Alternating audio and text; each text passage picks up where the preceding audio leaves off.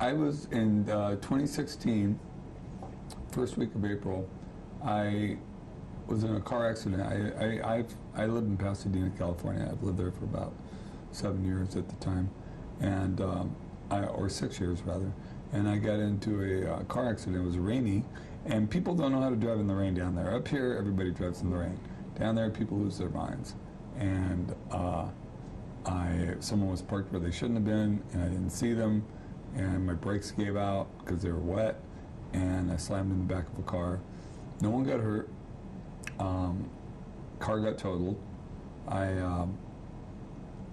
About 2 weeks later, I started feeling a twinge in my neck, and I just thought it was a pinched nerve from the accident. And I called my doctor, and he's like, yeah, well, I'm going to set you up for an MRI, and then we'll figure out where it is, and I'll give you an epidural, and you'll be fine.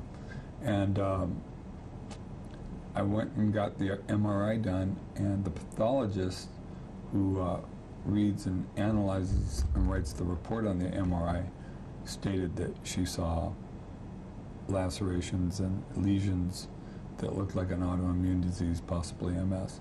And I didn't know that, and I was just going back to see my doctor in his little room where it's usually him in there and maybe an assistant. And I walk in there, and there's 6 men in there with coats and stethoscopes, and they all turned and looked at me. As I came in, I'm just like, oh, this is bad. This is bad. I don't know what this is, but this is bad.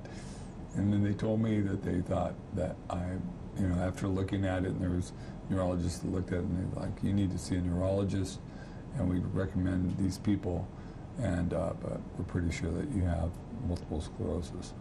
And then I went to the doctor and the neurologist and did all these tests and more MRIs, and they looked at my brain. They found lesions on my brain as well, and so they diagnosed me, and I went and got a second, a second opinion. And he said exactly the same thing, same prognosis, which was really good because they caught it. They felt like they caught it early, even though they believed that I had had it for almost 20 years. I had had these lesions for almost 20 years. And I'd known over the prior 10 to 12 years before that, even maybe 15 years, I started having balance issues, fatigue issues, memory loss, not much, but, and it's hard to tell because as you get older, and body aches and lack of mobility and all this stuff. I mean, that just happens as you get older. You wake up, so you're over 45, you wake up sore every morning. Just about every person I know does, whether you work out or what. And my wife and I started just reading about everything that you could do about it, and we settled on a couple of protocols. One particularly, the Walls protocol, Dr. Terry Walls, and it just talks about how you need to reduce the inflammatory substance you put in your body, and through diet and exercise and working those amino acids, and in conjunction with the medication that I'm on, I felt pretty good. I'm still touring, I'm still doing what I want to do.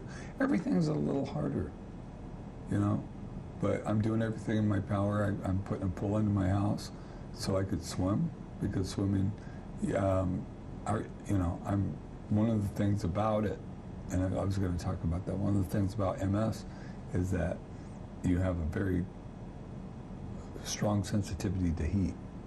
So to work out and get really overheated, it's really hard. But swimming, I can swim a mile, half a mile, and I'm not getting overheated because I'm in the pool, and that's pretty good. That's pretty good exercise for me. But incidentally, back in the 40s and 50s, people, doctors knew that there was a thing called multiple sclerosis, but the only way they knew to diagnose it was to find some way to cause people to have these symptoms. And one way they did it was called the hot water test, the hot bath test. And they would put them in hot water and see if their symptoms came up. So there's a song on my new record called The Hot Water Test Interesting. about the MS.